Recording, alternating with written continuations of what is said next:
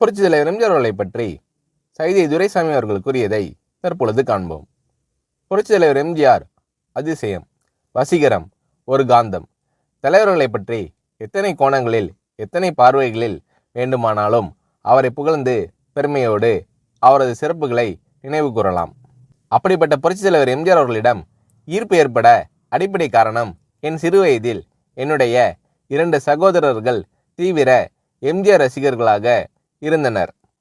முன்பெல்லாம் திரைப்படங்கள் வெளிவந்தால் அந்த திரைப்படத்தில் பாடல்கள் கொண்ட பாட்டு புத்தகங்கள் தியேட்டர்களின் அருகில் விற்பனை செய்யப்படும். அதுபோன்ற பாட்டு புத்தகங்கள் எல்லாம் வாங்கி வந்து அந்த பாடல்களின் வரிகளை மனப்பாடம் செய்வோம். வரிகள் மற்றும் இசை ஈர்ப்பை ஏற்படுத்தி மனதில் இனம் புரியாத ஒரு தாக்கத்தை ஏற்படுத்தும். அப்படி ஏற்பட்ட ஈர்ப்பின் அடிப்படையில் பேனா நண்பர்கள் வட்டம் என்கின்ற வட்டத்தின் மூலம் தமிழகத்தில் இருக்கின்ற எம்ஜிஆர் அவர்களின் ரசிகைகளை ஒருங்கிணைக்க முடிந்தது.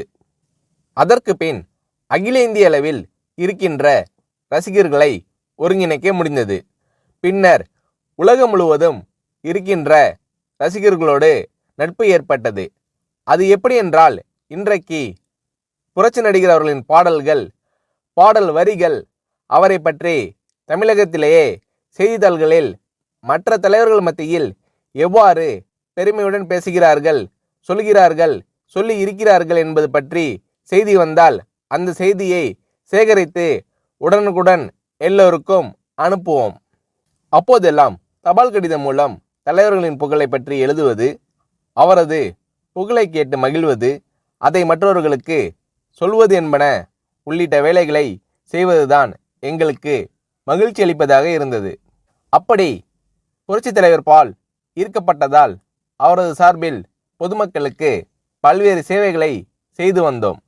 அந்த மனப்பான்மையானது தலைவர் அளவிற்கு நாங்கள் சேவை புரிய வேண்டும் என்ற உந்துதலை ஏற்படுத்தியது. மற்றவர்களுக்காக வாழ வேண்டும் என்ற எண்ணம் கொண்டவர் எம்ஜிஆர்.